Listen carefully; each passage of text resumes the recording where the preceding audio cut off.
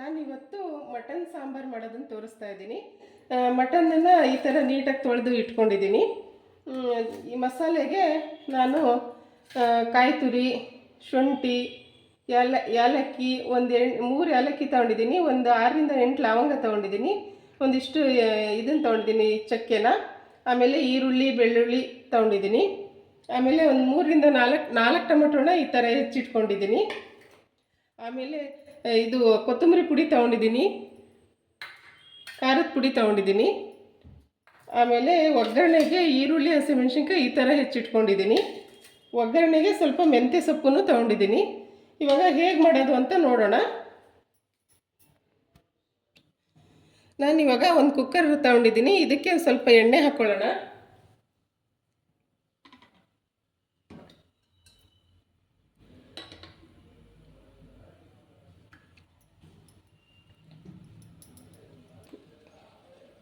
ಇವಾಗ ಇದಕ್ಕೆ ಸ್ವಲ್ಪ ಈರುಳ್ಳಿ ಹೆಚ್ಕೊಂಡಿದ್ದೀನಲ್ಲ, ಇದನ್ನು ಹಾಕ್ಕೋತೀನಿ ಒಗ್ಗರಣೆಗೆ.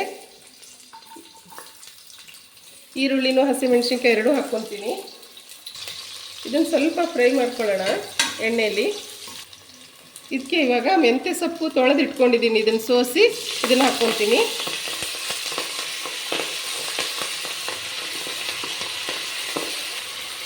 ಇದನ್ನು ಸ್ವಲ್ಪ ಫ್ರೈ ಮಾಡ್ಕೊಳ್ಳೋಣ. ಇವಾಗ ಇದಕ್ಕೆ ಮಟನ್ ಹಾಕ್ಕೊಳ್ಳೋಣ. ಇದನ್ನು ನೀಟಾಗಿ ತೊಳೆದು ಹೆಚ್ಚಿ ಇಟ್ಕೊಂಡಿದ್ದೀನಿ, ಇದನ್ನು ಹಾಕ್ಕೊತಾ ಇದ್ದೀನಿ. 1 kg ಮಟನ್ ತೊಗೊಂಡಿದ್ದೀನಿ ನಾನು.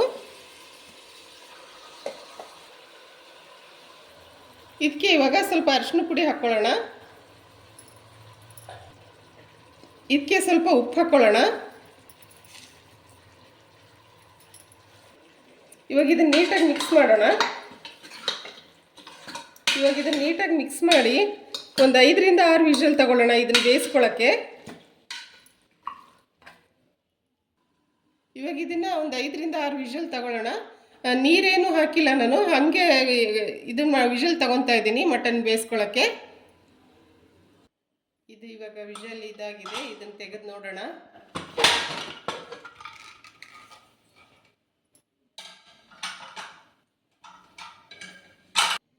ಇವಾಗ ಇದು ಬೆಂದಿದೆ. ಇವಾಗ ಈ ಥರ ಆಗಿದೆ ಇದು. ಇದನ್ನು ಇವಾಗ ಗ್ಯಾಸ್ ಹಚ್ಚಿ ಕಮ್ಮಿ ಉರಿ ಇಟ್ಕೊಂಡು ಒಂದೊಂದೇ ಮಸಾಲೆ ಹಾಕೊಳ್ಳೋಣ. ಫಸ್ಟು ಈರುಳ್ಳಿ ಮತ್ತು ಬೆಳ್ಳುಳ್ಳಿನ ರುಬ್ಕೊಂಡು ಹಾಕ್ಕೊಳ್ಳೋಣ. ನಾನಿವಾಗ ಈರುಳ್ಳಿ ಬೆಳ್ಳುಳ್ಳಿನ ರುಬ್ಕೊಂಡಿದ್ದೀನಿ. ಸ್ಟೆಪ್ ಬೈ ಸ್ಟೆಪ್ ತೋರಿಸ್ತಾ ಇದ್ದೀನಿ. ನೀಟಾಗಿ ನಾನು ತೋರಿಸ್ದಂಗೆ ಮಾಡಿರಿ, ತುಂಬ ಚೆನ್ನಾಗಿ ಬರುತ್ತೆ ಸಾಂಬಾರು, ತುಂಬ ಚೆನ್ನಾಗಾಗುತ್ತೆ. ಇವಾಗ ಇದನ್ನು ಫ್ರೈ ಮಾಡ್ಕೊಳ್ಳೋಣ. ಇದನ್ನು ಸ್ವಲ್ಪ ಮಿಕ್ಸ್ ಮಾಡಿ ನೀಟಾಗಿ ಇದನ್ನು ಬೇಯಕ್ಕೆ ಬಿಡೋಣ. ಹಿಂಗೆ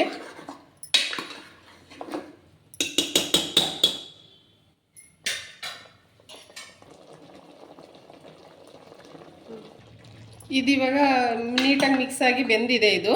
ಇದಕ್ಕೆ ಇವಾಗ ನಾನು ಕೊಬ್ಬರಿ, ಇದು ಕೊತ್ತಂಬರಿ ಪುಡಿ, ಖಾರದ ಪುಡಿ, ಏಲಕ್ಕಿ, ಲವಂಗ, ಚಕ್ಕೆ ಎಲ್ಲ ಇಟ್ಕೊಂಡಿದ್ನಲ್ಲ, ಅದನ್ನಷ್ಟು ರುಬ್ಬಿ ಹಾಕ್ತಾಯಿದ್ದೀನಿ. ಇನ್ನು ಟೊಮೆಟೊ ರುಬ್ಬಿಲ್ಲ. ಇದಿಷ್ಟನ್ನು ರುಬ್ಬಿ ಇದನ್ನು ನೀಟಾಗಿ ಮಿಕ್ಸ್ ಮಾಡಿ ಇದು ಸ್ವಲ್ಪ ಹೊತ್ತು ಕುದೀಲಿ, 1-2 ನಿಮಿಷ. ಇವಾಗ ಇದನ್ನು ನೋಡಿರಿ, 1-2 ನಿಮಿಷ ಬೇಯಿಸ್ಕೊಂಡಿದ್ದೀನಿ. ಇದಕ್ಕೆ ಇವಾಗ ಲಾಸ್ಟಿಗೆ ಟೊಮೆಟೊ ರುಬ್ಬಿ ಹಾಕ್ತಾಯಿದ್ದೀನಿ. ಒಂದೊಂದೇ ಮಸಾಲೆ ರುಬ್ಬಿ ಹಾಕಿದರೆ ಸಾಂಬಾರು ಟೇಸ್ಟ್ ಆಗುತ್ತೆ. ಒಟ್ಟಿಗೆ ಅಷ್ಟು ರುಬ್ಬಿ ಹಾಕಬಾರ್ದು, ಈ ಥರ ಒಂದೊಂದೇ ರುಬ್ಬಿ ಹಾಕಿದರೆ ಚೆನ್ನಾಗಾಗತ್ತೆ. ಈ ಥರ ಸ್ಟೆಪ್ಪಲ್ಲಿ ಮಾಡಿ ನೋಡಿರಿ. ಇವಾಗ ನಿಮ್ಗೆ ಎಷ್ಟು ತೆಳ್ಳಗೆ ಬೇಕೋ ಎಷ್ಟು ದಪ್ಪ ಬೇಕೋ ನೋಡಿ ನೀರು ಹಾಕ್ಕೊಳ್ರಿ. ಇವಾಗ ಇನ್ನೂ ಸ್ವಲ್ಪ ಉಪ್ಪು ಹಾಕ್ಕೊತಾ ಇದ್ದೀನಿ. ಟೇಸ್ಟಿಗೆ ತಕ್ಕಷ್ಟು ಉಪ್ಪು ಹಾಕ್ಕೊಳ್ರಿ. ಅವಾಗ ಬೇಯಿಸೋಕ್ಕೂ ಸ್ವಲ್ಪ ಹಾಕಿದ್ವಿ. ಇವಾಗ ಎಷ್ಟು ಬೇಕಷ್ಟು ನೋಡಿ ಟೇಸ್ಟಿಗೆ ಹಾಕ್ಕೊಳ್ರಿ. ಆಮೇಲೆ ಎಷ್ಟು ಬೇಕಷ್ಟು ನೀರನ್ನು ಹಾಕ್ಕೊಳ್ರಿ, ನಿಮ್ಗೆ ಎಷ್ಟು ತೆಳ್ಳು ದಪ್ಪ ಬೇಕು ನೋಡಿ.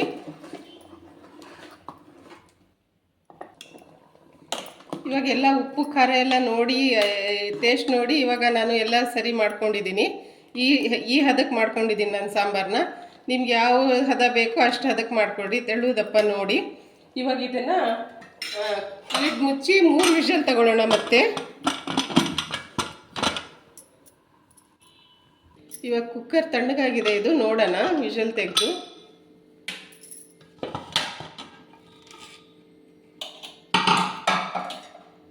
ನೋಡ್ರಿ, ಎಣ್ಣೆ ಎಲ್ಲ ಬಿಟ್ಕೊಂಡು ಚೆನ್ನಾಗಾಗಿದೆ, ಈ ಥರ ಆಗಿದೆ. ನೋಡಿರಿ ಮಟನ್ ಸಾರು ರೆಡಿಯಾಗಿದೆ. ಇವಾಗ ಈ ಥರ ನಾನು ಗ್ರೇವಿ ಈ ಥರ ಮಾಡ್ಕೊಂಡಿದ್ದೀನಿ. ಇದು ಮುದ್ದೆಗೆ, ಅನ್ನಕ್ಕೆ ಎಲ್ಲದಕ್ಕೂ ಚೆನ್ನಾಗಾಗುತ್ತೆ. ಮಟನ್ ಸಾರು ತುಂಬ ಚೆನ್ನಾಗಾಗಿದೆ. ನೀವು ಒಂದ್ಸರಿ ಈ ಥರ ಟ್ರೈ ಮಾಡಿ ನೋಡಿ, ಚೆನ್ನಾಗಿ ಬರುತ್ತೆ.